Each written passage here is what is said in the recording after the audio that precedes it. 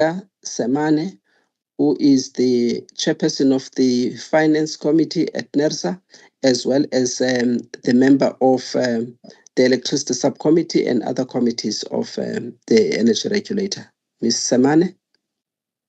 Morning, Madam Masedi, and to Advocate Sithole and Mr. Mkhize, as well as our NERSA colleagues and members of the public. Greetings, everyone.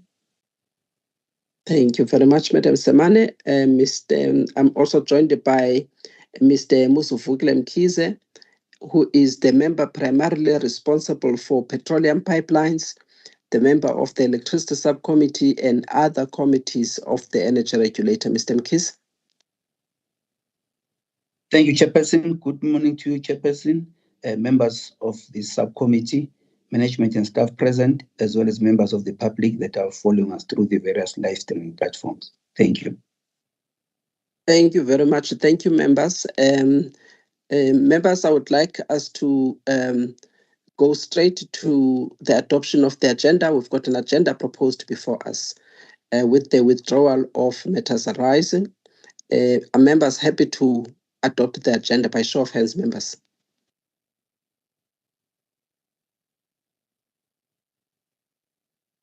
Thank you, Advocate Sithole. I also support. Yes, thank you, Madam Semane. Mr. Mkhize, are you happy to support? Thank you, Mr. Mkhize. Thank you very much, members, for approving the agenda.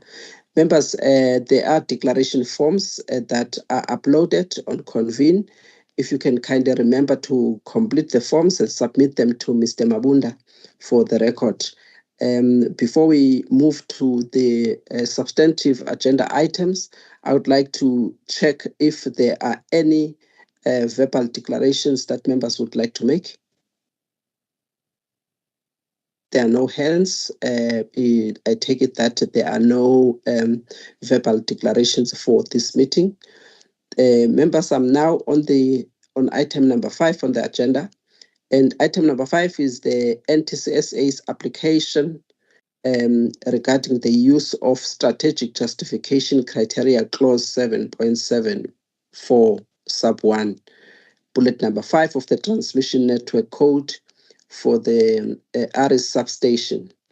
If they can please introduce the matter for consideration. We do know, yes, members. Thank you. Okay. Who is this? Is sorry. it Ms. Rakhalagane? Yes, it is. Okay, please proceed. Okay, thank you, Chairperson, and good morning to you and to the members of the ELS and to the colleagues and the members that are joining on public platforms. So I'm just gonna do a brief introduction on this submission, but then it will be taken by Mr. Masheng.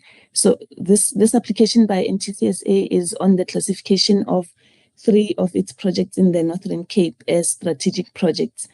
Section 7 of the Network Code deals with network investment criteria, and according to clause 7.74 of this code, the NTCSA must submit an application to NERSA for consideration if it wants to classify any of its project as a strategic investment, if that particular project or those particular projects are not do not fall within any of the categories that are already predefined in section 7.74 of the code. So this section 7.74 of the code already pre-classified certain types of projects as strategic, but then it made a provision in case there's any other project that the NTCSA wants to classify as strategic and it's not catered within the predefined categories, then it must not go ahead without bringing those particular projects to the energy regulator for consideration. And these projects are in the Northern Cape region and where there's a high yield of renewable energy. And we know with the current challenges in transmission infrastructure has been lagging behind new generation development. So from NTCSA side, they are taking a proactive approach by investing in transmission infrastructure ahead of applications in the area, just so that when they do receive applications, they are able to connect, since transmission infrastructure takes longer than the renewable energy projects. Also, just to highlight that the projects themselves have already been catered for in the transmission development plan, and they were also part of the MYPD6 application. So this is not a request for approval of CAPEX because that has been allocated already to the NTCSA, and it's up to the NTCSA in terms of how they prioritize projects in terms of what has been allocated to them. So in terms of the budget, it's been taken care of. And also just to highlight lastly that on the submission, we indicated that the submission is for noting, and the reason we indicated it like this, it's because we thought, or since already the projects were in the TDP and approved on the list of approved projects in the MYPD6, maybe it will be appropriate to bring this particular submission for noting, but we stand to be guided on that by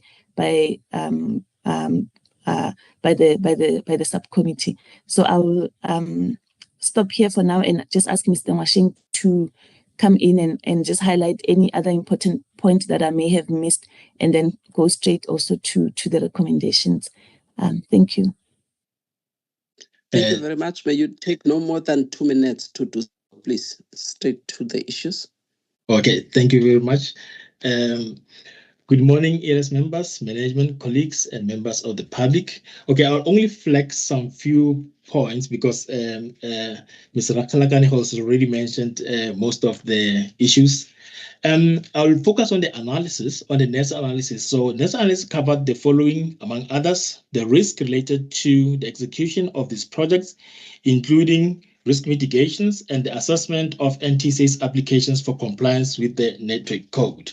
And it was found that NTSA applications complied with network code, and the risk identified was that there may be a stranded asset as a result of executing these projects.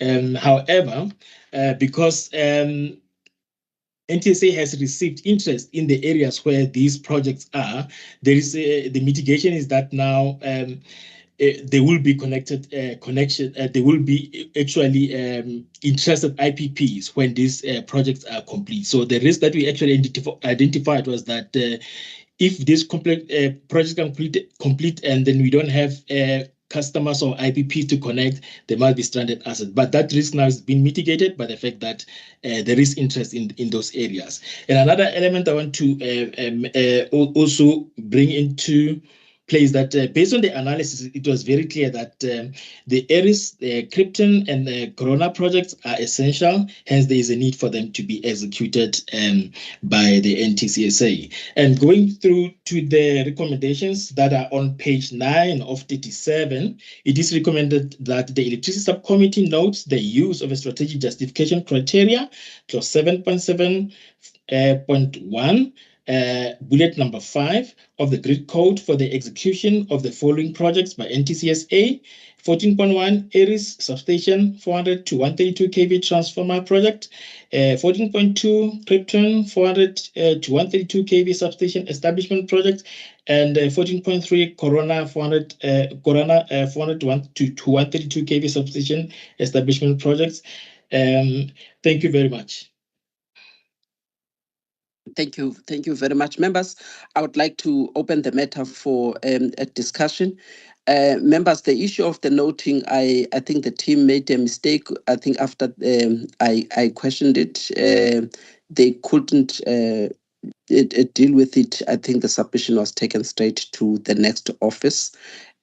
So I think it is supposed to be here for approval, because if we are supposed to prioritize these 3 projects and classify them as strategic investments, and that could that is something that may require our approval as opposed to noting.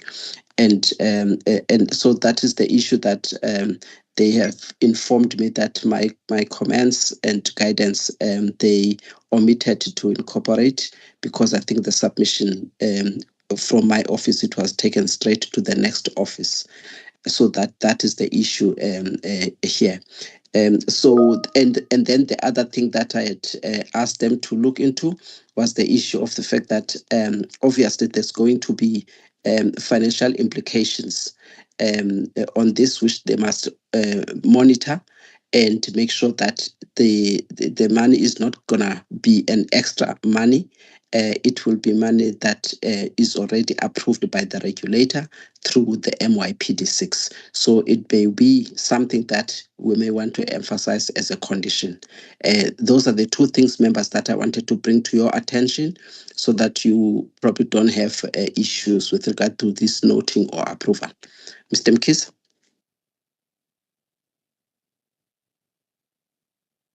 Thank you, Chairperson. I think you have already touched on the matter I wanted to raise, whether we are noting or approving. Get it correctly, we're approving that these three projects be considered as strategic and therefore requiring pre-investment. Yeah, if that can be made clear. And Madam Rakhalakane, your presentation, I think it explains the issue better than what is written. And I think that please do consider writing that, just getting a recording and try to simplify the background, just to write it exactly like that so that it flows. It is clear that there is a criteria for there are criteria, I mean, for strategic projects, and then this one is not considered as such, except if one looks at clause 7.74 bullet 5, and just to explain that, and therefore there can't be a situation where we're saying there are no financial implications. Yes, no financial implications for NERSA, but likely financial implications if one looks at the overall electricity industry, just to be able to clarify that. And the other issue on my side, yeah, like I had put the under 4.9 of page 4 of 37 to say, what does it mean in simple terms? And I think that you've simplified that. And then you also are highlighting that the clause 7.7.4 1 bullet 5 has got some shortcomings. I think if you can combine 4.12, put next steps in terms of ensuring that we then reach those shortcomings. I think that will assist the to be clear, to be categorical in terms of how we are going to then embark on a process to improve this aspect. And then in terms of the criteria, if you can put it, I think that it should be enhancement of the justification why this must be, they must be, in other words, strategic.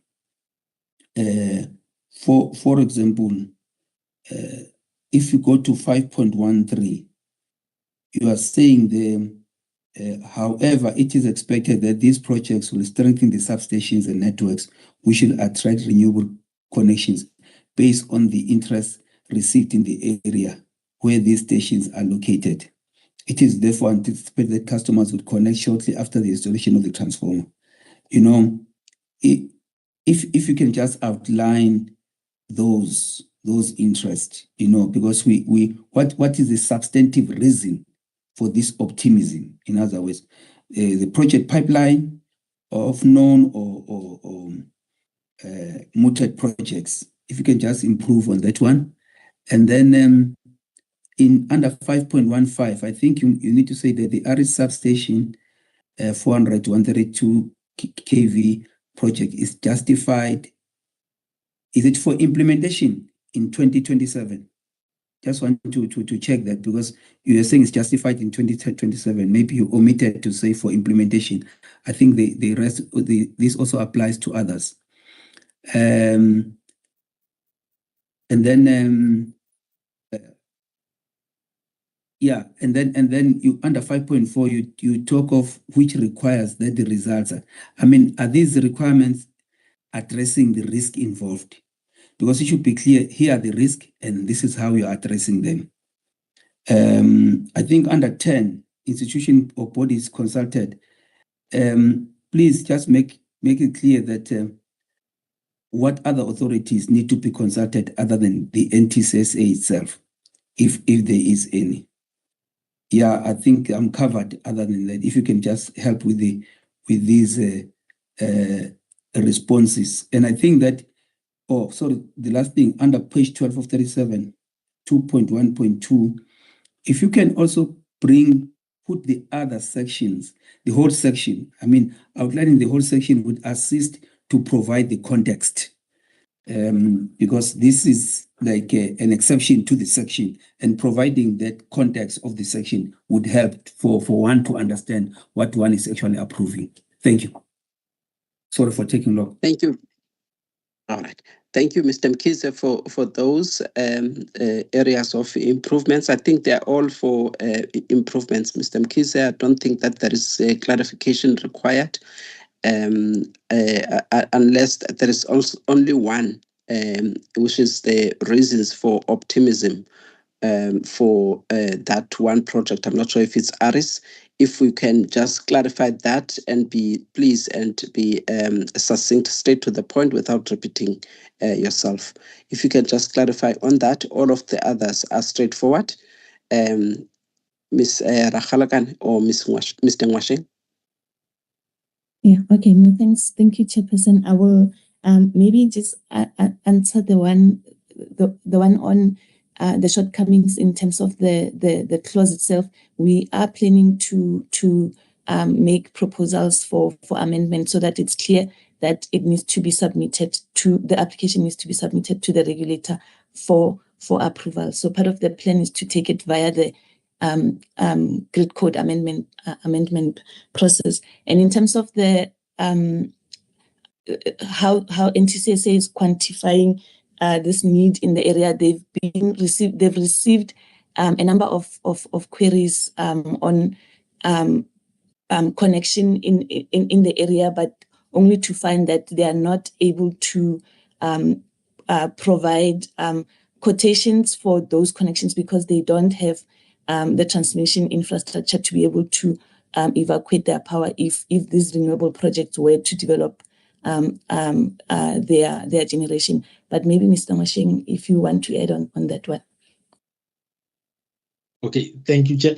Yeah, I think that one you covered well. I think from my side, I will try to respond to the one for why optimism on the ARIS substation. I think on that ARIS substation, just comparing with other substation, Korana and the other Krypton, is that for the Krypton and Korana, NTSA has received actually the cost estimated letters from the IPPs as alluded on the submission itself. And I think now for the ARIS, they had interest, but it was not in a form of, a formal interest like the other two projects, but they actually mentioned that there is actually interest in the ARIS substation as much as the other two substations. Thank you. All right, thank you very much. If you may kindly then, some of these issues, as Mr. Mkhize indicated, without repeating, and also for efficiency of the meeting, if you can kindly just add some of these things on the reasons why these projects are now having to be sort of prioritized and be classified as strategic investments. So you must indicate those requests that were made to NTCSA. So that is important. And also just enhance the issue of the criteria that is used to classifying projects as strategic investments. That is important, and I think that those are the things. And then you've already read out or the financial implications. The financial implications, I think, for the emphasis. The financial implications are that these projects will have to be funded through the approved budget in the MYPD6. So you must just indicate that line item there for the expansion of the network, which is already in the MYPD6 budget. So if they are going to be executed within this period, but for purposes of the today's discussion, it has to be the MYPD6. So if that can be improved on, members, with those areas of improvement, the recommendations were already read out. But for the record, I would like to then indicate that the Electricity Subcommittee is requested to recommend to the Energy Regulator to approve the application by NTCSA for the classification of the 3 projects mentioned as strategic investments, and so that they can be able to be executed from the list of the plan. Secondly, that the funding of these projects will come from the approved budget that is already in the MYPD. And I think those are the 2 things that we needed to indicate with regards to this. By show of hands, members, if you can show your support for the recommendation to the regulator to approve. Thank you, Mr. Mkhize. Thank you, Advocate Sithole. I also support Madam Semane. Happy to support. Thank you, Madam Semane. Thank you very much, members. Yes. Thank you very much, Madam Semane. Colleagues, we're now going to at least move a little bit faster, because some of these are going to be temporary exemptions. But item number 6 of the agenda deals with amendment of clause 15.1 of the Systems Operations Code, version 10.1 of January 2022, and section 8 of Scheduling and Dispatch Rules, version 7.2 of 2016. It is here for approval. Please introduce the matter. Good morning, members, colleagues, and members of the public. So the purpose of this submission is to request the ELS to approve the amendment of clause 15.1 of the System Operations Code and section 8 of the Scheduling and Dispatch Rules by moving section 8 of the Scheduling and Dispatch Rules to clause 15.1 of the System Operations Code. So the submission was presented to the GCAC by the system operator. I want to take members to page 3 under paragraph 5.2. So basically what is currently happening under the System Ops Code, that is how this section is written. So outages of maintenance, which is currently located under section 8 of the System and Dispatch Rules, is being referenced by footnote to say you have to refer to the Scheduling and Dispatch Rules in order to access this section. So this amendment is trying to correct that so that there is no cross-referencing. Hence, we want to move that section 8 so that it can fit under 15.1 where it belongs. So under NERSA analysis, we also emphasize that this amendment does not materially change the System Operations Code nor the Scheduling and Dispatch Rules. It's just an enhancement that is intended to eliminate cross-referencing. If I take members to the recommendations under paragraph 14, it is recommended that the Electricity Subcommittee approves the amendment of clause 15.1 of the System Operations Code and Section 8 of the Scheduling and Dispatch Rules by moving Section 8 of the Scheduling and Dispatch Rules to Clause 15.1 of the System Operations Code. Thanks, Chairperson. Thank you very much, Mr. Zungu, for the comprehensive introduction of this matter. I would like to ask members if they have any questions of clarity or any guidance. Members, by show of hands. Mr. Mkhize. Thank you very much, and thanks, Mr. Zungu. There are two from my side. One is a question in terms of 10 institutions there. Were they consulted in terms of being part of the GCAC, the Grid Advisory Committee, or it was a separate consultation process? Just want to get clarity there. Then two, some guidance to say, noting that this does not have a material change as such, I think it would be important to also note matters for amendment and kind of package them together.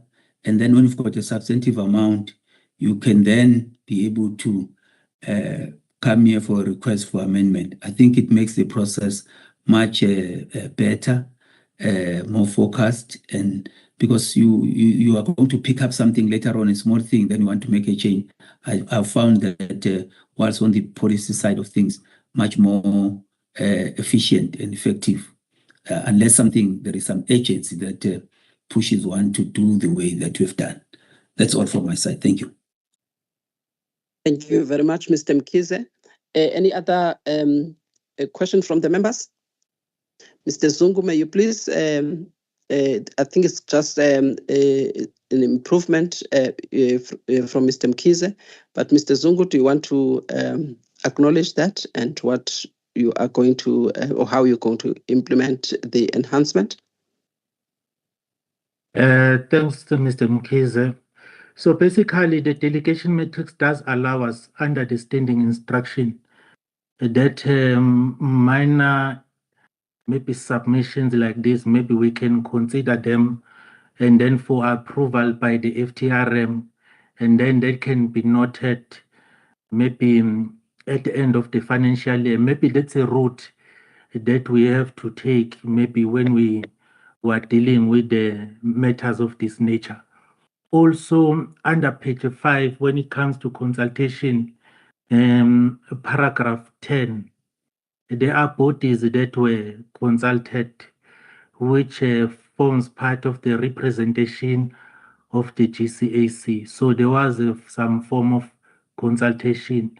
So those bodies include ESCOM, Generation Transmission and Distribution, IPPs, and then there's also SAREC and AMU, amongst others. Thanks, Chairperson. Thank you very much. So are those the only bodies that will be affected by the amendment that is requested, just to give a sufficient response to the members?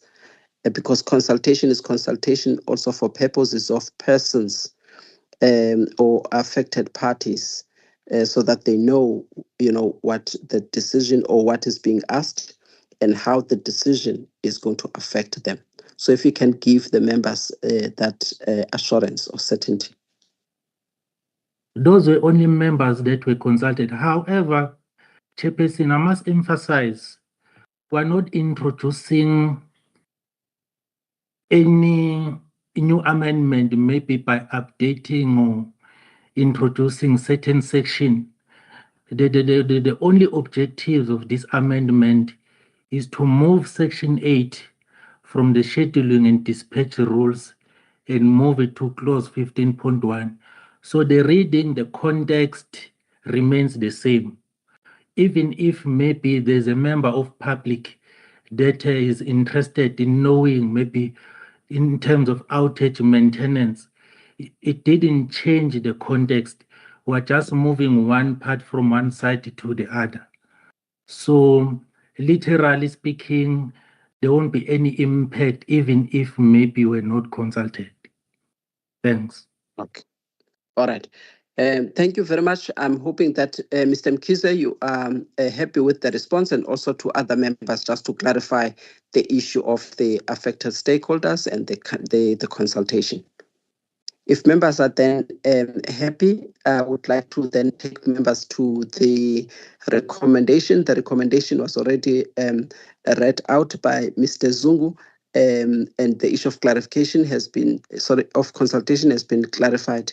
Members, with that, are you happy then to, is it the noting or approval? I think it's approval. Approve the amendment of this. Okay. Mr. Mkhize, thank you very much. Thank you, Advocate Sithole. I also support Madam Semane. Thank you, Madam Semane, for your approval. Thank you very much, members. Members, we are now on item number 7 of the agenda. Item number 7 is the temporary exemption. If you can please take us through the temporary exemptions. Who's going to introduce the matter? This one will be taken by Nicholas Maluleke. Thanks, Chairperson. Thank you very much. Thank you, Chairperson. Good morning, members, colleagues, and members of the public.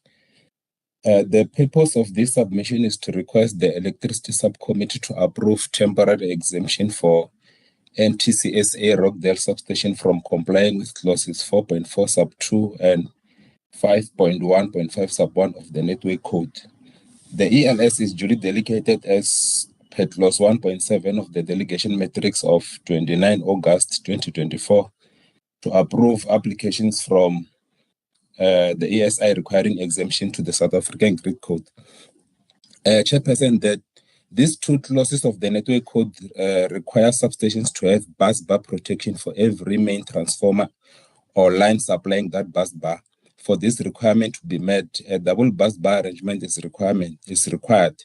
However, Rockdale substation has no space on the 88 kV side to accommodate the second bus bar in order to comply with the requirement of the Network Code.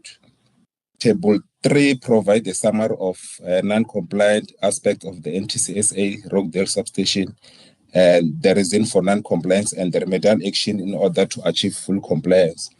Some of the reasons for non-compliance range from issues of space constraint on the 88 kV side on Rockdale substation, and then there were also challenges with acquiring of servitudes, and the approved environmental authorization had expired, so a new one had to be issued. And some of the remedial action include building 2 new substations, which are Mthikweni and Sifchwede. And then in the process of building the two substations, the 88 kV feeders on Rockdale will be decommissioned so that the new substation can assist in complying with the code. And then furthermore, the NTCSA has provided a schedule outlining the progress of the project, which are currently in the execution phase. Then under recommendation, it is recommended that Electricity Subcommittee approve the temporary exemption for the NTCSA Rockdale substation as outlined in Table 4, that to be temporarily exempted until 31st March 2030, and to approve the enhanced condition for this temporary exemption outlined as the NTCSA must demonstrate through testing or otherwise to the satisfactory of the system operators Rockdale substation current capability in relation to the exempted code requirements, and provide assurance that this capability will be maintained for the duration of the exemption period, and that the NTCSA must submit a quarterly report to NERSA and the Grid Code Secretariat on the progress made to achieve compliance.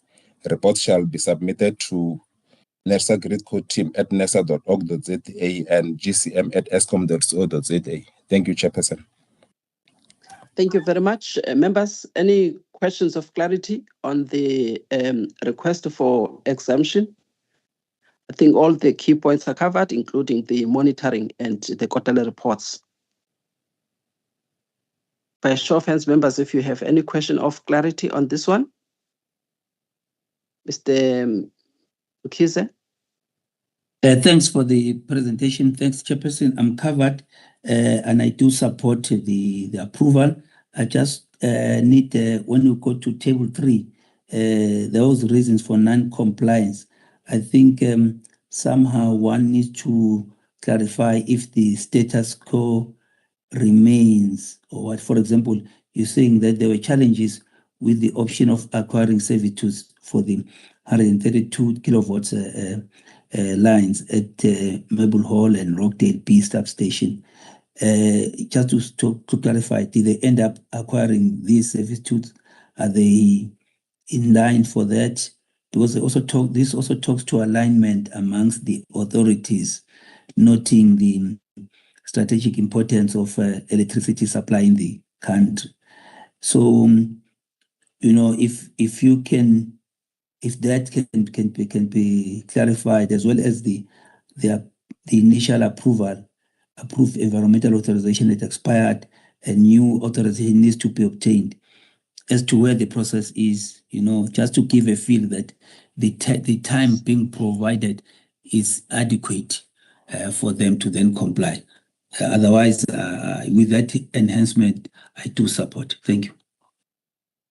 Thank you very much. May you please just clarify those two things, the issue of authorization and the other issue Mr. Mkhize mentioned? Thank you, Chairperson. Yes, since now the project are on the execution phase, it wouldn't have moved to execution phase if those issues hadn't been clarified, because they are some of the key aspects which are required for the project to be executed, for construction to actually physically start. So the answer is yes. Thanks. No, answer. The proper answer will be mentioning each of the issues raised by the member. State on record each of them, whether they have been resolved or not. Okay. The issue of acquiring of the servitude and the issue of the amendment of the environmental. Did they acquire the servitudes? Yes. Did they acquire the servitudes? Yes or no? On record. Yes. They did acquire the servitude. Go to the next issue. And then the next issue, also the issue of environmental authorization, which had expired. The new authorization has been issued. Thanks. Okay, were those issues before the GCAC, or they have acquired them after the GCAC? They were acquired when they came to GCAC. When they came to GCAC, already they had been acquired. Okay, thank you. Thank you very much. Members, the issues that Mr. Mkhize requested clarity on have been responded to, and the recommendations were already read out with respect to the request for the temporary exemption for NTCSA. I'm happy to support the approval based on the clarification provided. Thank you, Mr. Mkhize. Madam Selmane, I also support. Advocate Sithole, are you happy to support? Okay, members, we do have the majority. Thank you, Madam Sithole. Members, we're now on the next item. Again, it is the temporary exemption. This time around, it is requested for no board wind farm from complying with clause 9.4 of the RPP code version 3.1 of January 2022. It is here for approval. Please take that as having been read. Have 2 minutes to introduce the submission. Okay, thank you, Chairperson. Item 8 will be taken by Chiselo Mwanza. He'll actually take item 8, 9, and 10, so I don't have to come in again. Thank you. Thank you. Good morning, Madam Chair, the members, the staff, and the public. The purpose of this submission, Chair, is to request the LC subcommittee to approve the temporary exemption for no board wind farm from complying with clause number 9.4 of the RPP code. Chairperson, this matter is duly delegated to this subcommittee. the summary of the non-compliant aspects of the generation facility and also the reasons of the non-compliance, as well as the remedial actions, are tabulated in table number 3 of this submission. On the 13th of March, this matter was considered by the GCAC and therefore recommended to the Energy Regulator for approval. Madam Chair, it is therefore recommended that the Electricity Subcommittee approve the temporary exemption application as outlined in Table 4 of the submission, and also approve the condition for this temporary exemption outlined below. The first one, the RPP generator must demonstrate through testing or otherwise to the satisfaction of the system operator, the network system provider, the RPP's generator's current capability in relation to the exempted code requirements, and provide assurance that this capability will be maintained for the duration of the exemption period. Secondly, should the RPP generators non-compliance with the code requirements necessitate the system operator or the network service provider to curtail or disconnect the RPP's generator, nor deemed energy payment shall be claimed for the output that was curtailed or disconnected. Lastly, Chairperson, the RPP generator must submit quarterly reports to NERSA and the Grid Code Secretariat on the progress made to achieve compliance. The report shall be submitted to NERSA Grid Code team at nersa.org.za and also at gcm@eskom.co.za. Thank you, Chairperson. Thank you very much. Members, any questions of clarity for this application? If none, members, by show of hands, if you support the recommendations as having been read out. Thank you, Mr. Mkhize. Thank you, Madam Semane. Thank you, Advocate Sithole. I also support. Thank you very much, members. Members, we move on then to the next agenda item. Mr. Mwanza, it is yours again. It is the temporary exemption for Gouda Wind Farm. Please read out the title for the record, and you have 2 minutes to introduce. Thank you, Chairperson. The purpose of this submission is to request the Electricity Subcommittee to approve the temporary exemption for Gouda Wind Farm from complying with Appendix 9 of the RPP Code. Chairperson, this matter is duly delegated to this committee in terms of clause number 1.7 of the delegation matrix. The summary of the non-compliance aspect of this application, as well as the reasons for non-compliance and remedial actions, are tabulated in Table 3 of this submission. This matter was duly considered by the GCAC on the 13th of March 2025 and therefore recommended to the Energy Regulator for approval. It is therefore recommended, Chairperson, that the Electricity Subcommittee approve the temporary examination as outlined in Table 4 of the submission, as well as approve the enhanced condition to this temporary exemption outlined below. The first one, the RPP's generator must demonstrate through testing or otherwise to the satisfaction of the system operator and the network service provider, the RPP's generator's current capability in relation to the exempted code requirement, and provide assurance that this capability will be maintained for the duration of the exemption period.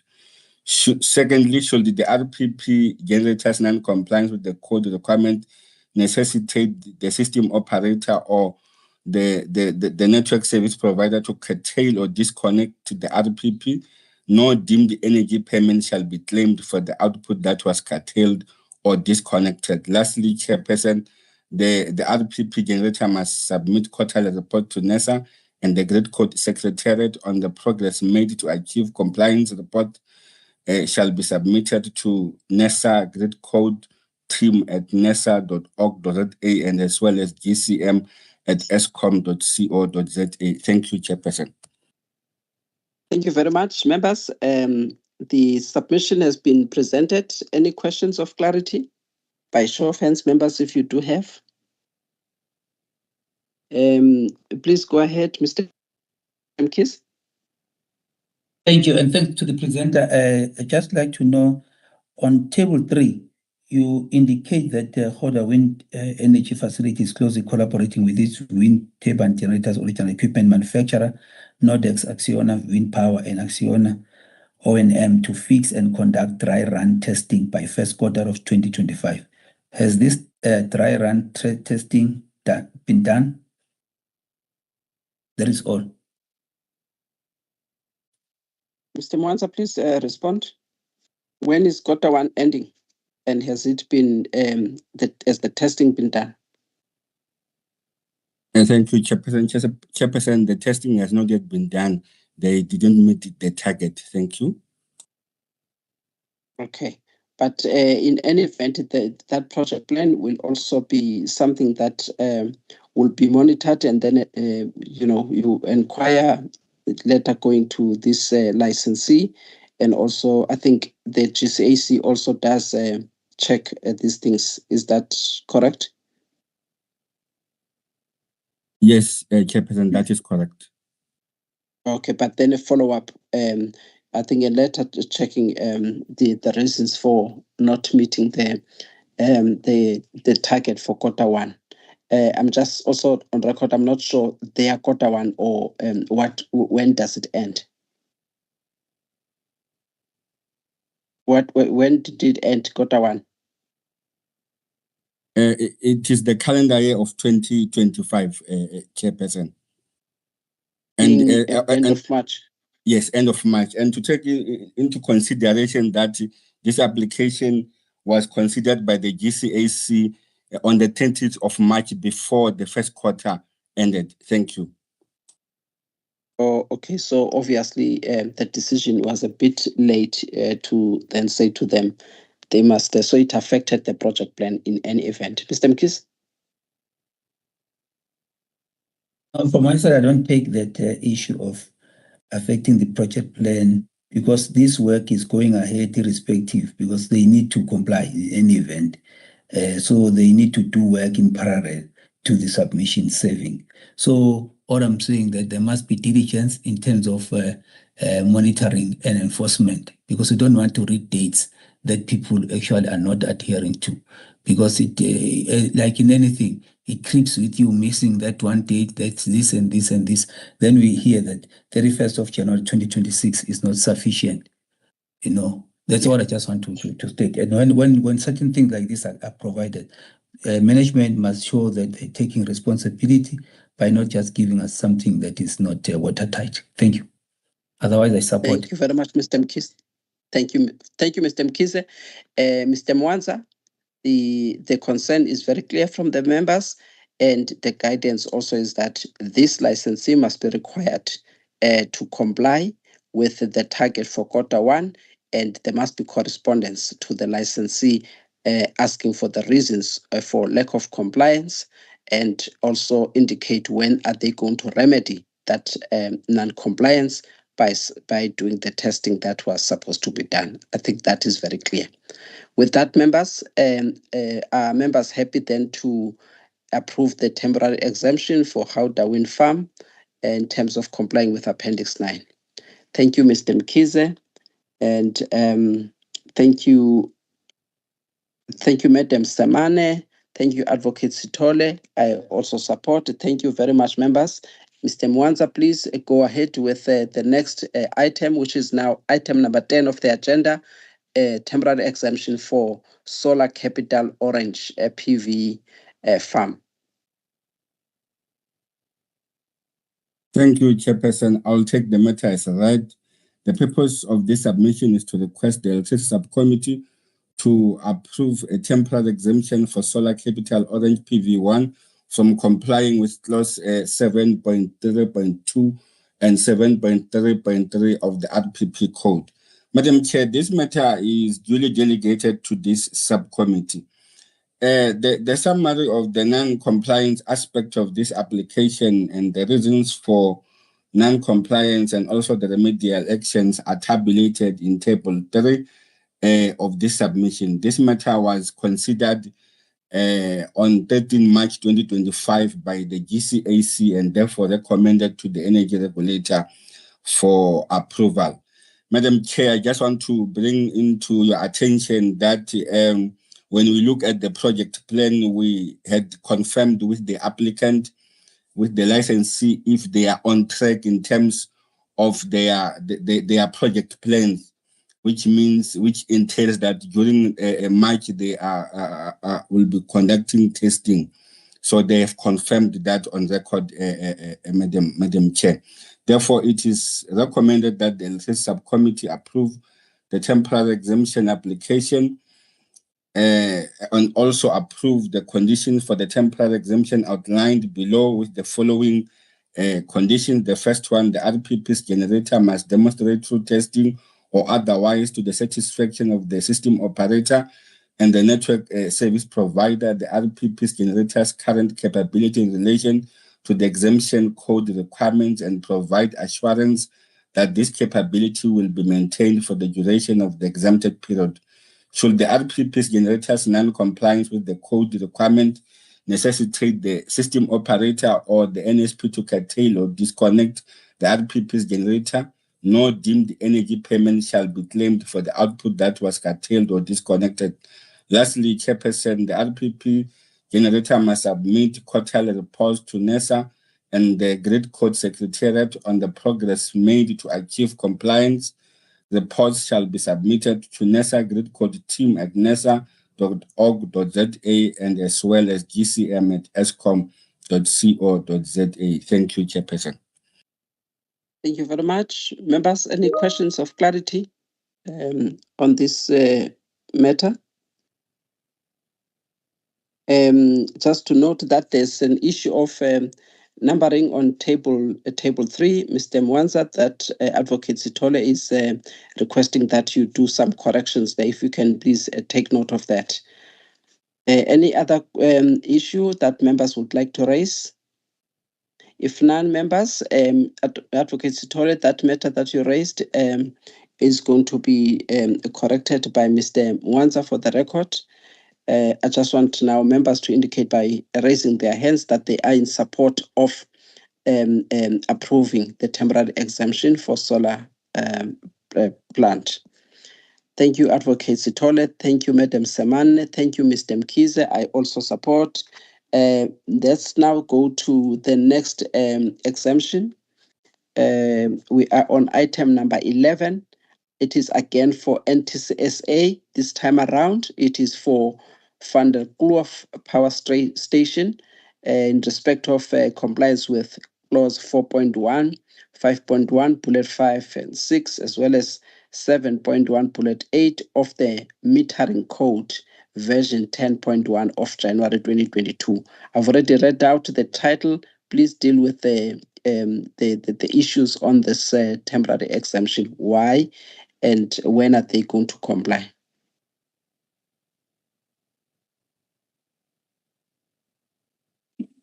Thank you. Item number 11. Yeah. Thank you, Chairperson. Good morning, members, management, colleagues, and members of the public.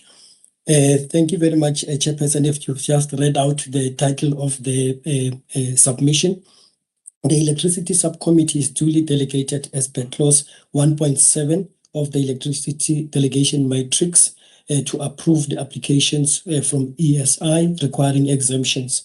Chairperson, on the 13th of March 2025, the GCAC reviewed this temporary exemption application and the details of the reasons for non-compliance, progress achieved, and remedial action are listed in table 3, which is on page number 5, Chairperson. The reason for non-compliance includes the metering installation that does not conform to the metering code requirements as it was installed prior to the adoption of the grid code. And part of the delay is because the project is dependent on the generation protection refurbishment project, which was not executed because of a failed tender. The progress to date includes the new panels and secondary plant cables has been installed, and the new primary plant equipment has been procured, which includes CTs and VTs.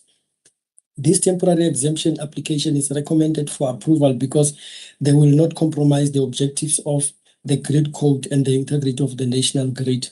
Chairperson, the recommendations are on page number 8 and reads as follows. Approve the temporary exemption application in table 4 subject to the following condition. The NTCSA Van der Kloof Power Station must submit quarterly reports to NERSA and the Grid Code Secretariat to the progress made to achieve compliance. Reports shall be submitted to NERSA Grid Code team at nersa.org.za and gcm@eskom.co.za. I thank you, Chairperson. Thank you very much for the introduction. Members, any questions of clarity? Advocate Sithole? Thank you, Chairperson, and thanks to the presenter. Just one question of clarity. The requested expiry date of 2026, is it not too long, or do we deem it to be reasonable for NTSA to undertake the work that needs to be undertaken in relation to the exemption requested? If that clarity can be provided, I'll appreciate it. Thank you. Thank you very much. May Mr. Chabalala, may you please respond? Thank you very much, Advocate Sithole, for that question. Indeed, the time that it's allocated, we deem it adequate, simply because the project is interdependent to the generation protection refurbishment. And you will see on our submission, they've got 2 outages which they are going to do this project, which is February 2026 as well as October 2026. So we are indicating that they requested the expiry to run up until the 31st of December 2026. Thank you. Thank you very much, Advocate Sithole.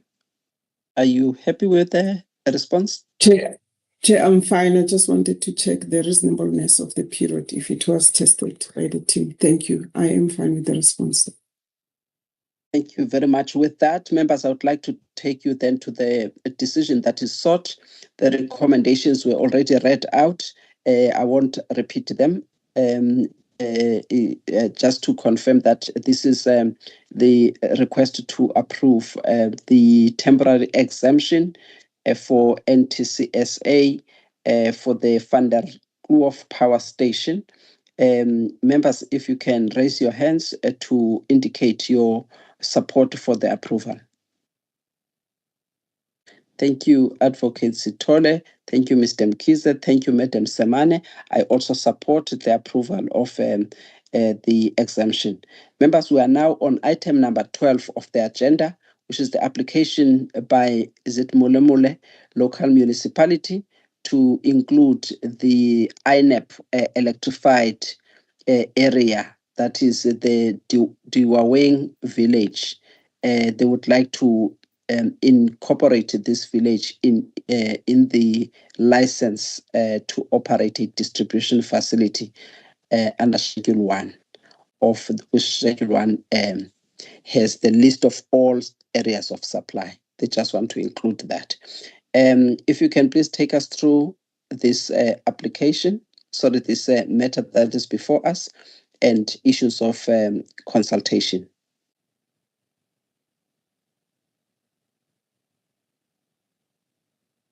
Please take the committee through this application number 12. Can you all be ready? Yes, good Licensing. morning. Good morning, Chair, members and colleagues. I will take the submission as read. This is an application by Molemole local municipality to include integrated national electrification program, electrify Diwaweng village in its license to operate a distribution facility. The purpose of this submission is to request the electricity subcommittee to approve that Schedule 1 of Molemole local municipality's license to operate distribution facility be amended to include Diwaweng village, and the tariffs charged in Diwaweng will be those approved by the NERSA to the Molemole local municipality. The license amendment application is delegated to the electricity subcommittee for approval as per paragraph 1.2.1 of the delegation matrix.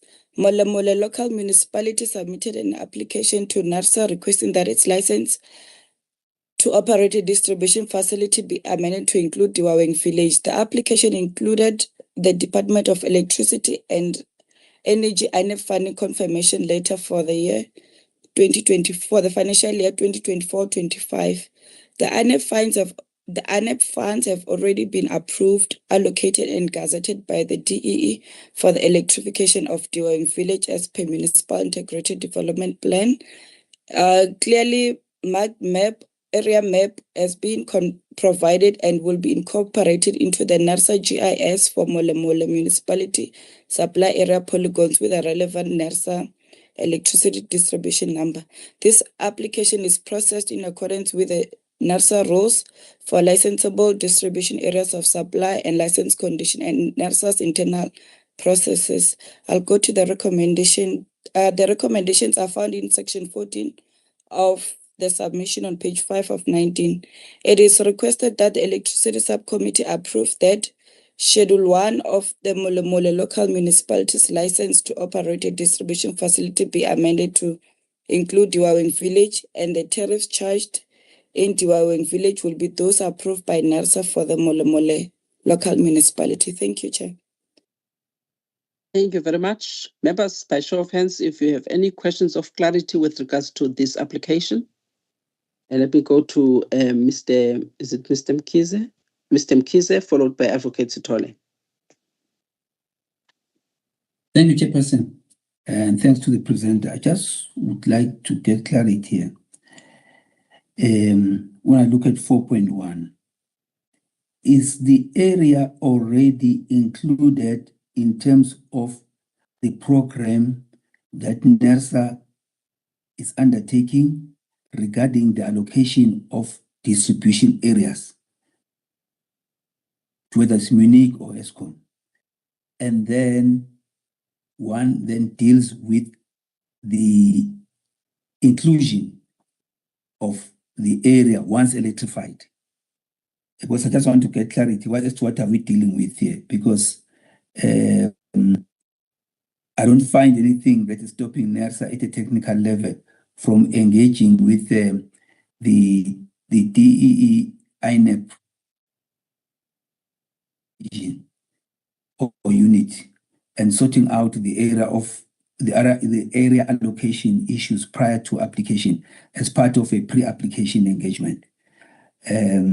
So that for me is the main clarification that I need from the team. Thank you. Thank you, Mr. Mkize. Advocate Sithole. Thank you, Chairperson, and thanks to the presenter. Chair, mine is just on the area of supply that is to be incorporated into Molemole. I see on page, I think it's page 16, there's a map, and I just wanted to check with the team whether is this map from the municipality or is it from our own GIS system? And if it's not from our GIS system, I would just want to check with the team as to how did you verify the actual boundaries of the areas to be incorporated in Molemole. That is the Diwaweng village as boundaries, because we often have these challenges of supply areas as to where do they fall within. So I thought that the team would have verified the borders before or include this in their submission. Thank you, Chair. Thank you very much, Advocate Sithole. May we please respond? Can the team respond directly to the questions? I think they are very clear. If you can respond. Thank you, Chair. I'll start with the second one with regards to the map. The map that was provided, it was provided by the municipality. So it is not our GIS map. And then with regards to the first question, the area in question... No, how did you verify? You've got something that... Just hold on. You've got a map submitted by the municipality, which is the applicant. Now, NERSA's duty is to do an evaluation and make and do your independent verification of the area concerned. And in addition, sometimes the team will go physically to where the area is, if needs be, and also maybe check with other distributors or suppliers adjacent to that, just to make sure that this area is not already allocated to any other supplier. So that is the verification that is required, and that question is the question asked by Advocate Sithole. So you've got it there by the municipality. What have you done? Thank you, Chair. The NERSA team conducted an inspection in Loco on the 13th of March, where we traveled to Molemole. Prior to us traveling, we shared with them the questionnaire that they had to complete, and then we went there and we verified that the area that they applied for, it's under the municipality. Eskom is not supplying the area. Thank you. Okay. And then with regards to the first one, it was a question around if I had clearly around the area, if the area that is in question is already electrified. Is the area already licensed to this municipality or not? Because what you the way that it is phrased, and maybe that's the confusion. Okay.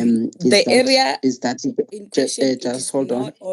Just hold on, because it's not going to be clear for everybody who's listening and wanting to understand what the response is going to be. So is this area already licensed to this municipality? Because what you are stating here is that this area now needs to be included into this municipality. So the question is, was this area already licensed or not? So we just need to clarify that that this area is an area that is within the licensed areas of supply of the municipality, if that is the case. And now the area has been electrified, or is about to be electrified, and therefore the municipality wants to include it. Is that the case or not? Thank you, Chair. The area Diwawing, it is not licensed by Molemole. That's why now they are applying for this area to be included in their area. It is within the Molemole municipality. Eskom, it is currently not supplying the area. Thank you.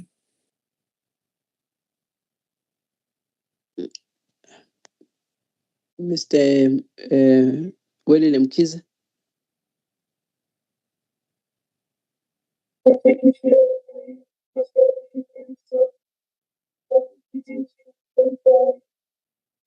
Mr. William Mkhize, I think there's a weird sound from your side. I'm not sure if it's just from my end. I'm hearing the same from his side, Chairperson. Maybe we can proceed with that, Ramakoko, to assist. Okay. Mr. Tsepo Ramakoko. Thanks, Chairperson. Good morning. Just to assist there, the area that we're talking to, the Diwaweng area, it's part of the greenfields that are funded by the INEP program of the DEE. Therefore, this area was never electrified before, and the Molemole applied to the DEE for funding, and therefore it was granted funding to electrify. And after receiving funding, it's going to electrify this area that has never received electricity before. So Eskom was not in the area. It might be in other areas, but not specifically this one. Thanks, Chairperson. Okay, thank you very much. May you please confirm and give the members comfort that in this area, there is no infrastructure that belongs to Eskom, which is almost in this area, if in the demarcated area of the Diwaweng, that there is no infrastructure that belongs to Eskom, which might pose issues if the decision were to be taken, just to give the members comfort. I'll come back to you, Mr. Mkhize. I just wanted to make sure that they respond to these questions. Thanks, Chairperson. I think the first part covered on it, what you've said, but just to emphasize, because we had a demarcation program, and then I don't know what happened with that, because at some stage it was going full speed. We're dealing with those submissions very often. If it was not delegated maybe to the FTRM by way of a standing instruction, we should be having them by now, or else we are told that process has been completed. One is not learning of any completion of that program. So please, if we can just look at that, because I think we need to find ways of dealing with this in a more efficient and streamlined fashion and not be clumsy around it, because it's a matter that can be sorted up front before even an application is lodged, even involving the Department of Electricity and Energy, this integrated national electrification program. Please, thank you. Thank you. Thank you very much, Mr. Mkhize. I think the questions have been clarified, but I think the points that are raised by Mr. Mkhize are quite valid. Mr. Mkhize, this is not delegated by the energy regulator to the FTRM. I think this is a substantive licensing activity. So I think it is still appropriate that it must come to the committee, because it requires a decision to license a particular area. And because of a number of issues that always come up, I think it will be better that it not be given to the FTRM, because there's always issues of in the public hearings, issues of area being contested, especially if it is an area that has potential for growth and there's going to be some commercial activities taking place in the area. You may find that another distributor is contesting for that area for competition and also to get the area under its distribution under its operation of distribution facility. So with regards to that, I think it will still be appropriate that the energy regulator does not issue a standing instruction on these ones. Instead, it must be something that we must follow the process only when there is a need for licensing.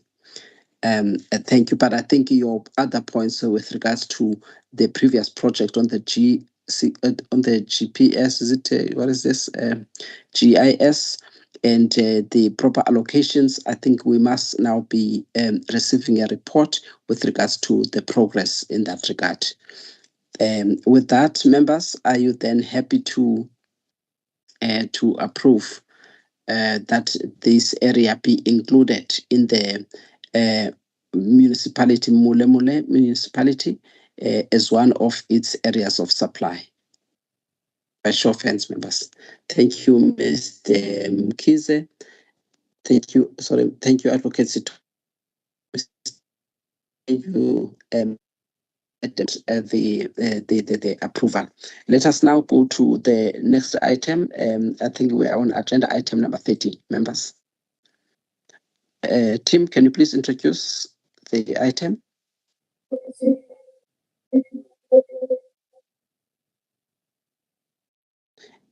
Please test your... Okay, good morning. Make sure that... Good morning, Chairperson. Okay, thank you.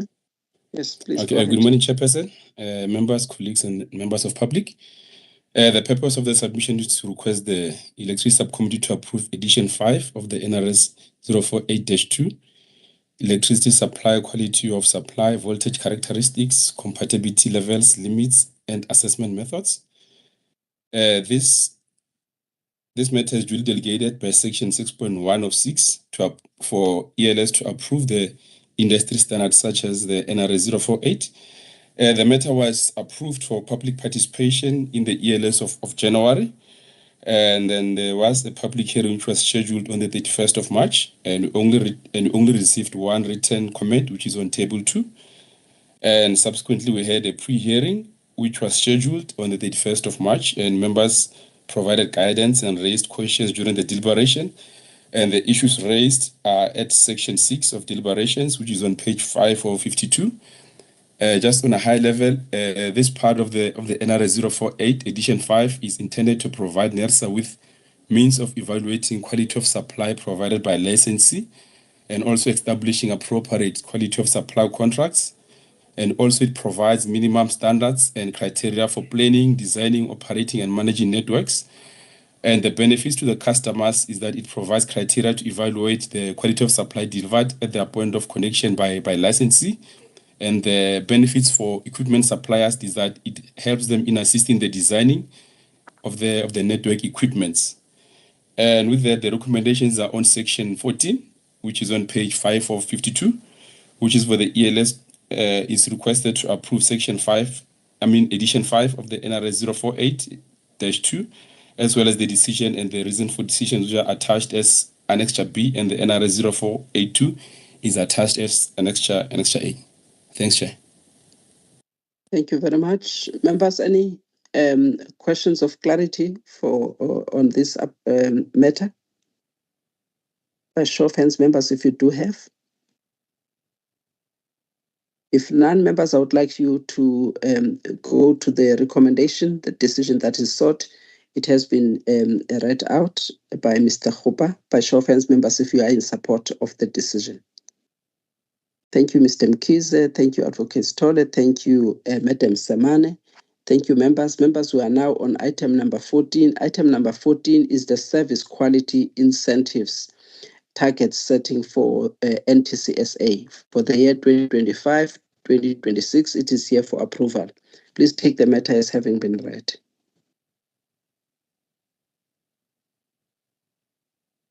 Thank you, Chair. I'd like to take the matter as being read and would like to indicate that this matter is duly delegated to this committee as per clause 2.2 of the delegation matrix.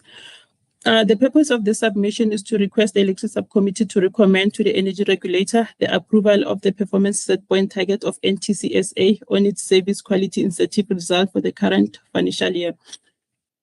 SQI scheme is designed to encourage improvement in the quality of service to the customers. This will be achieved by using annual performance result to determine the revenue requirements for each financial year, which is based on the RCA. The performance targets are established at the beginning of each financial year, and these targets serve as a benchmark to determine whether rewards will be granted or penalties imposed based on the NTCSA performance. Chair, I would like to refer the members to page 4 and 5 of the submission, where the set points are tabulated. Additionally, the graph presented in Figure 1 and Figure 2 will be used to determine the SQI set points. The three measures to be used in the design scheme will be the system minutes, line faults per 100 kilometer, and major incidents. These measures carry the same weighting of 33.3% of the technical performance indicators. The three measures will be used to monitor the technical performance of NTCSA during the first year of the MYPD 6 control period.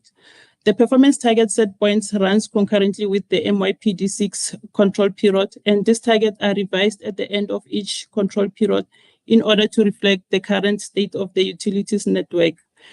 Chair, I therefore request the elected subcommittee to recommend to the energy regulator to approve the NTCSA SQI scheme designed for the current financial year.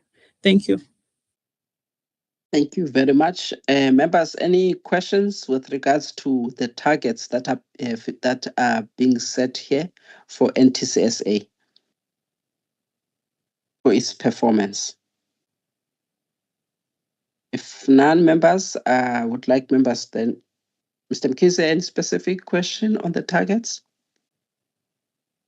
I'm covered by the target, just to confirm that they remain the same like we had in the previous year. If you can just to confirm that if there's any improvement. And then two, if you can just help me just to know, with regards to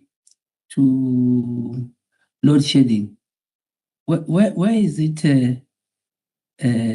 factored in and penalized, maybe for lack of a better term, penalized? Because you can have a service quality performance rated good when people are also experiencing load shedding at the same time? Can you just clarify that even for myself and the reader, and the members of the public following this meeting? Thank you. Thank you very much. May you please respond to Mr. Khupa, and remember that also if you can also clarify to members that we set service standards for generation, for transmission, and for distribution.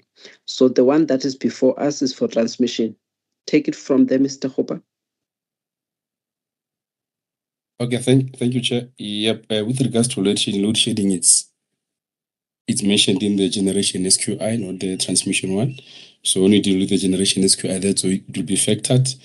As for the improvements, there has been some improvement, taken that the settings that were done currently, it does take the current utility performance, and I believe that's all. Thanks, Chair. Thank you very much. Maybe you would have assisted to the members if even though that load shedding is due to the generation capacity, but the system operator does come in there when the system operator has to dispatch a different from OCGTs or others. So if you can also just touch on that aspect. I mean, the system operator is separate, but is still within the NTSA. Or if you can assist with that, Mr. Khupa. Okay, thanks. I was thinking that we can give Mr. Mkhize a chance. Maybe he has more clarity that Mr. Khupa, I'm directing. I'm the one who's the chairperson here. Okay, thank you, Chair. Yeah, with that, what happens is that the transmission network only dispatches what generations can actually provide at any specific time. And the service quality incentives of transmission depends on the availability that is being provided from generation side. And if there is any lag in availability from generations, that's when now they do provide energy through OCGTs and also through other means of curtailing customers, which now includes that load shedding part. But that is done by system operator. But then the performance that we were talking about of the system minutes is mainly based on the network being able to deliver to the end customers in distribution. Thanks, Chair. In transmission, in distribution there. But for this one is for transmission. Yes, thanks. Mr. Mkhize, any follow-up question? Yeah. My follow-up question is that it should for the team to consider, it would be nice to look at the whole quality, performance quality suite of incentives, maybe together to juxtapose them to one another, as well as also incorporate the changes that are coming with us talking of an electricity market as to where this is getting placed. If you want some standard with Eskom generation, what about the renewable energy projects, IPPs, as well as others, just to be able to provide that kind of context that would be appreciated. Maybe if not here, even when it comes to the capacity building workshops, if you can just consider that, because it will help us to understand this whole suite and how the issue of load shedding is actually handled, and how so it can be suggestions as to how to then disincentivize some of the things that we see are not helping. I'll stop there, Chairperson. Thank you. Thank you very much, Mr. Mkhize. I think for the future to see how these things will be done, I think even for transmission, it may well be something that we'll be looking at, especially because of the the indication now or the interest shown by the country in terms of including independent transmission projects. So these kind of targets will be targets that are set not only for NTCSA. Should we have those independent transmission companies, they may also be set for that. So maybe for purpose of today, maybe that's something that we can talk about, but it is the future on the transmission side of things. Then when it is for generation, Mr. Hopa and Mr. Welile Mkhize, it is something that you may come back on with regards to what are the service standards for other generators and why service standards may be considered if they have to be considered. If you can come back on that question for the future, but it is not before the committee for today in terms of generation. And also service standards for distribution is also not before the committee for today. For today, it is the transmission. We only have one transmission company in the country, but in the future, we may have more than that, given some of the changes that are being considered. Now, for purposes of taking the decision, members, the recommendations have already been set out, and now these are service standards that are set for NTCSA in terms of operating the transmission facilities.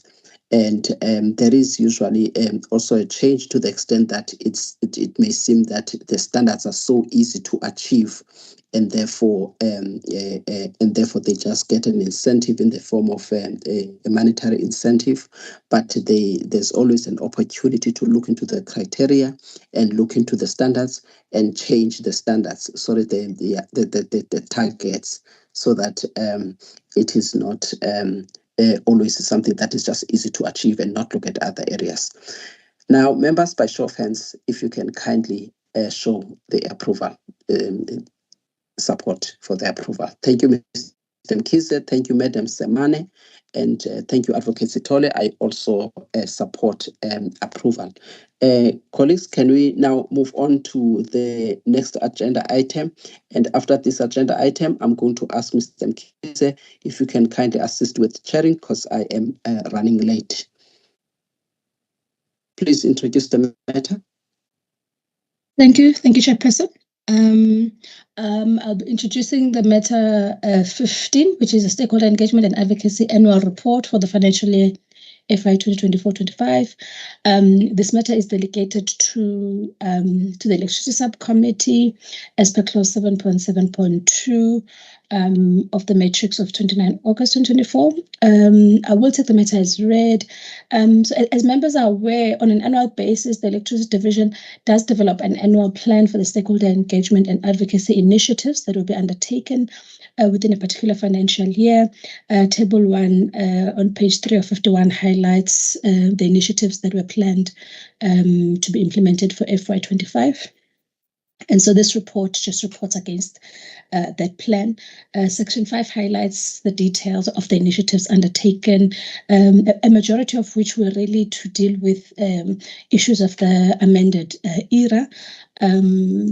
From paragraph 5.1.4, we're highlighting the initiatives that we implemented in terms of socializing the amended Act, as well as capacity building on certain aspects.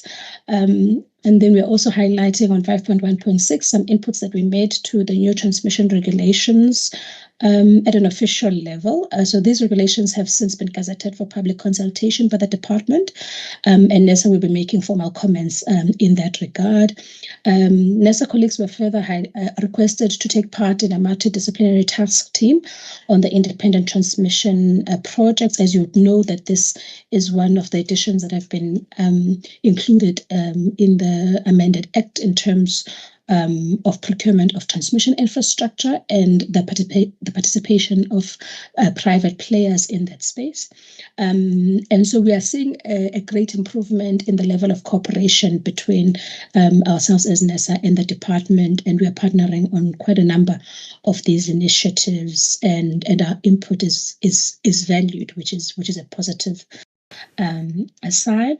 Just want to highlight on paragraph 5.1.75, just to correct and indicate that the TROSA awareness submission will be serving in the ELS of June 2025, and not the May one as indicated. Lastly, to just highlight that table 2 on page 11 of 51 highlights the matters that were raised by members when the plan served, and those we endeavored to incorporate them in the execution of the plan, and will further be incorporated in the upcoming plan for the current financial year. If I can take members to the recommendations that are on page 13 of 51. It's recommended that the ELS notes the stakeholder engagement and advocacy annual report for the financial year FY 2025. Thank you, Chairperson. Thank you, Ms. Makubane. Members, any questions of clarity on the matter? If not, members, can we please show by raising our hands that we are in support of the decision? Thank you, Mr. Mkhize. Thank you, Madam Semane, and thank you, Advocate Sithole. I also support. Mr. Mkhize, may you please take over the chairing? I will keep joining, but I will still be joining the meeting. But if you can please assist me. Thank you. Thank you very much, Madam Maseti. Taking over now, I would say let's proceed to item 16, which is the 6 months progress report on Eskom's 6-year negotiated pricing agreement with Samanco Chrome Limited for each of its 6 ferrochrome smelter operations in Mpumalanga, Limpopo, and Northwest for the period 1st July 2024 to 31st December 2024. Over to you. Chairperson, thank you so much. It's Brian Sichotlo. Can you hear me, Chairperson? Loud and clear, sir. Okay. Chairperson, can I just make a broad introduction of the 2 items, 16 and 17, because they are similar in nature? And then the first one will be dealt with by Ms. Buiswa Mapinya, and the next one on the Glencoe will be dealt with by Kwena Matlou. Chairperson, these are normal 6-monthly reports that we always bring to the members for noting on the progress of the NPAs that had been approved by the National Energy Regulator. This matter has been delegated to the REC by clause 2.7. Sorry, yeah, ELS, sorry, by clause 2.7 of the delegation matrix. So, Chairperson, without wasting any time, I will not come in on the second one. I would like to give over to my colleagues, Buiswa, to take care of the Samanco one, and then after that, Ukwena will then take the next one. But we'll break for questions on each one of them. Thanks, Chair. And Ms. Mapinya, you can come in, ma'am. Thank you, Brian. Good morning, Chairperson, members and colleagues. The monitoring report on Samanco is in line with the decision of the ER, which was made on the 26th of October 2023 on a 6-year NPA between Eskom and each of the 6 smelters. Table 1 on page 4 of 58 shows the planned performance against the actual performance and are in line with the ER decision. It is therefore recommended, Chairperson, that the ELS notes the 6 months progress report on Eskom's 6-year NPA with Samanco for each of the 6 smelters operations in Mpumalanga, Limpopo, and Northwest for the period 1 July 2024 to 31 December 2024. I thank you, Chairperson. Thank you, Madam Mapinya. Members, any questions, comments, guidance? By show of hands, please.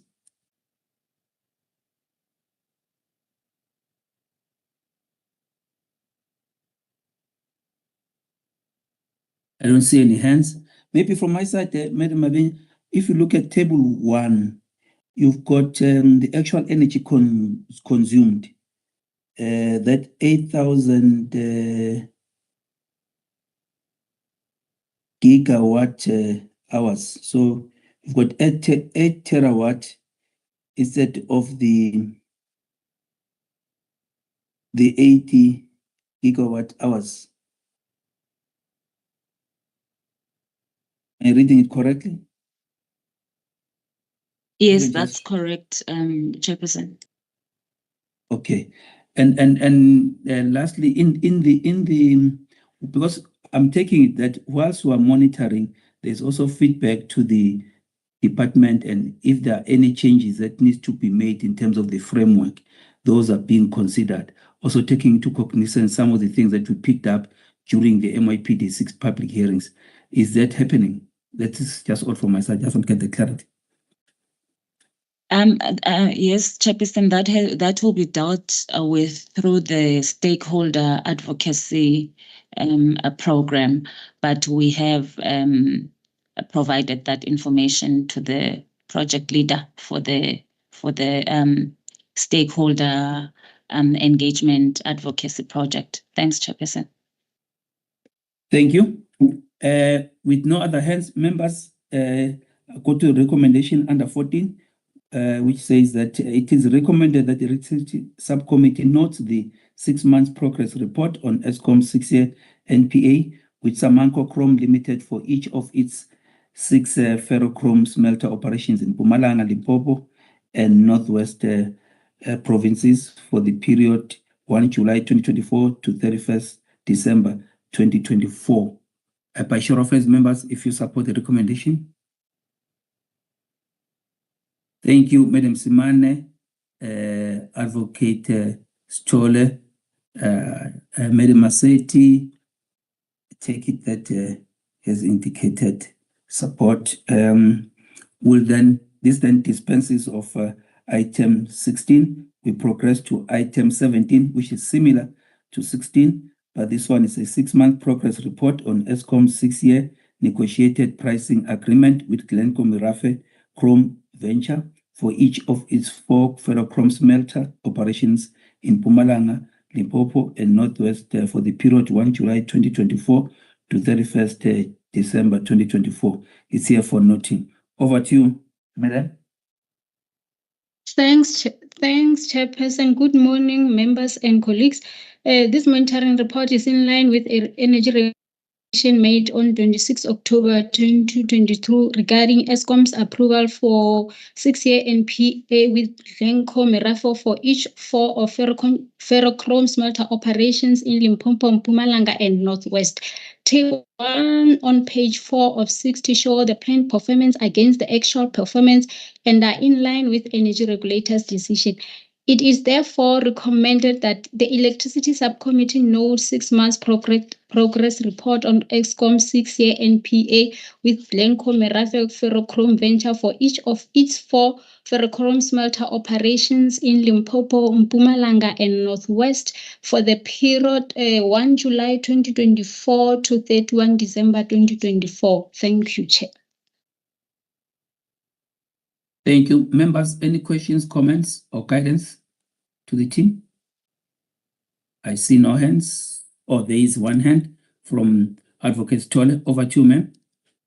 Thank you, Chairperson. Thanks to the presenter. I just wanted to raise the same question with the previous submission, but I wasn't too sure if I should. But now I think I need to get clarity on what I wanted to raise.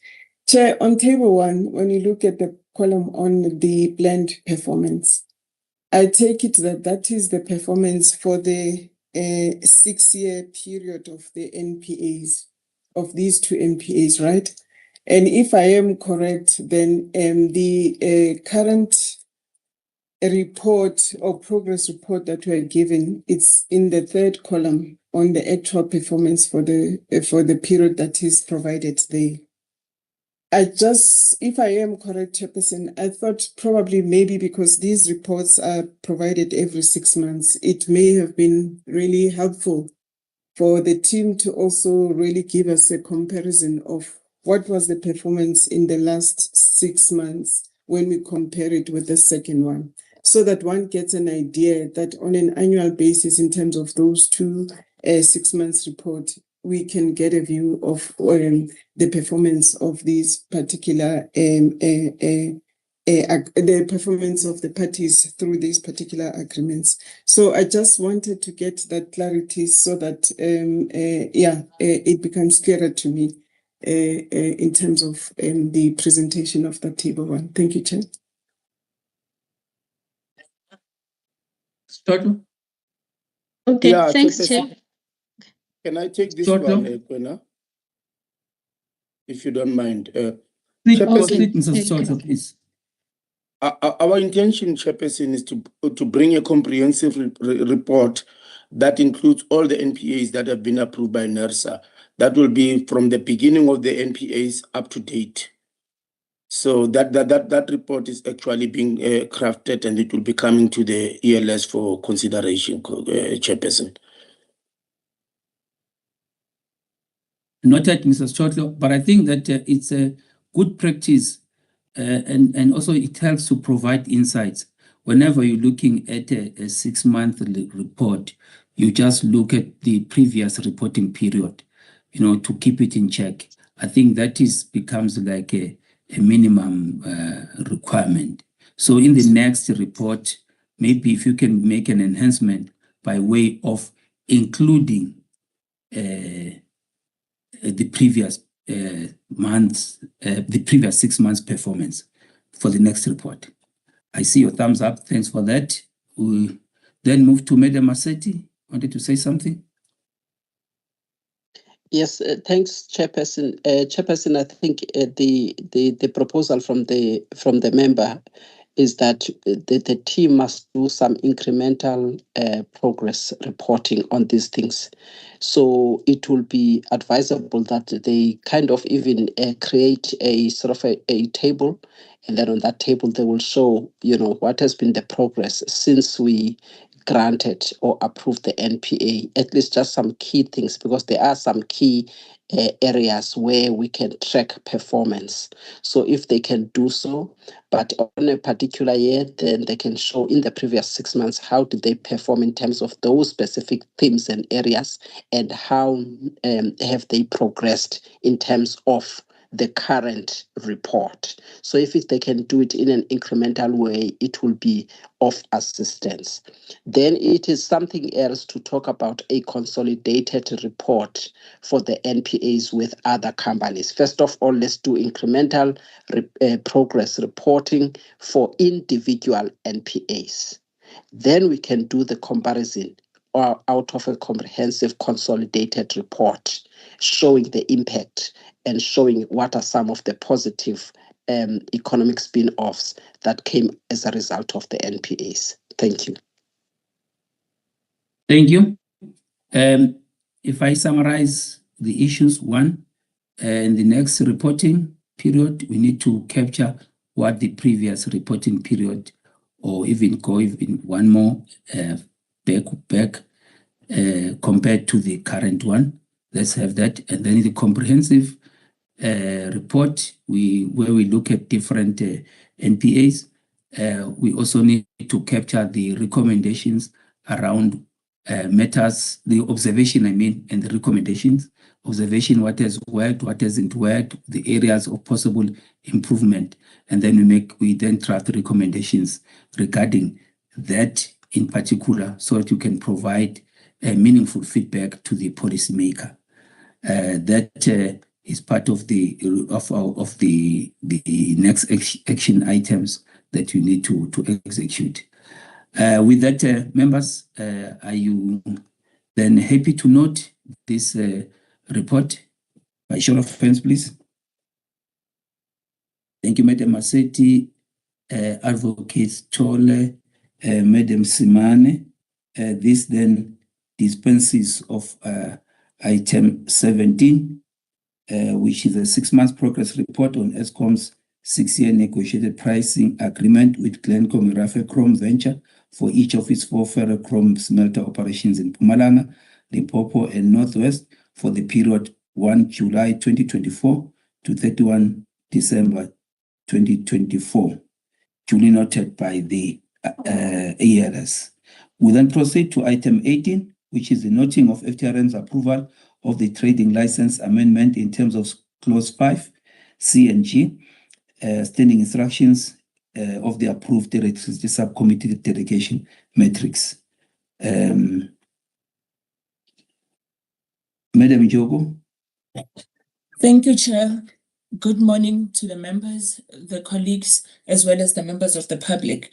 The purpose of submission is to request the Electricity Subcommittee to note the amendments of the trading license implemented by the full-time regulator member as per the approved delegation metrics in the last financial year from April 2024 to March 2025. The FTRM is authorized to implement these amendments as per the delegation metrics as outlined in clause 5C and G and 126 of the delegation metric to be noted here. The process is consistent with the electricity trading license condition 3.3, which requires the licensees to submit the relevant agreements like generation power purchase agreement as well as the customer power purchase agreement to NERSA for approval before they can commence any activity relating to trading. And all the licenses listed in table 1, they did that, and those amendments were implemented.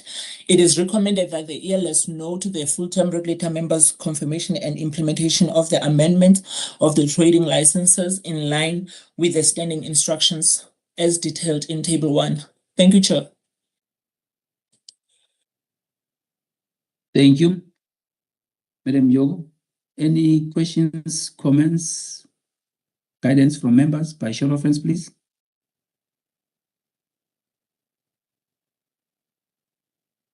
Don't see any hands. I'd just like to know on table 1, Madam Yogo, there is there because we've got the effective date being earlier than the implementation date by the FTRM. Is there a way of shortening that process, or so that maybe you've got an implementation date that coincides with the effective date, or is even earlier than the effective date? You can just clarify that for me, please. Thank you, Chair. The effective date actually, in some cases, is the day that they submitted the application if there was no additional information requested from them. So we take that as the effective date as to when we received all the information required before we processed the amendment. So that is why it is before the implementation date is the date whereby that the FTRM signed those letters that were sent to the licensees. If you may just look at that, so it can say what it means, and we post something. Time is of essence in terms of us processing things, and we may be erroneously charged on these things. So please just consider. Thank you, Chair. All right, members with no hands, other hands with questions or comments or guidance. We go to the recommendation, which is on paragraph 14. It is recommended that the ELS notes the FTRM's confirmation and implementation of the amendments of the trading licenses in line with the ER standing instructions detailed in table 1. By show of hands, members, if you support the noting. Thank you, Advocate Tole. Thank you, Madam Simane. Thank you, Madam Maseti. I also support. We then proceed to go to the governance reports. With that, we'll have to close the meeting to the public. I would like to take this opportunity to thank all the members of the public that have been following us through the various live streaming platforms. The meeting then stands adjourned. And thanks, members, management, and staff for all your contributions in your various capacities. The meeting stands adjourned.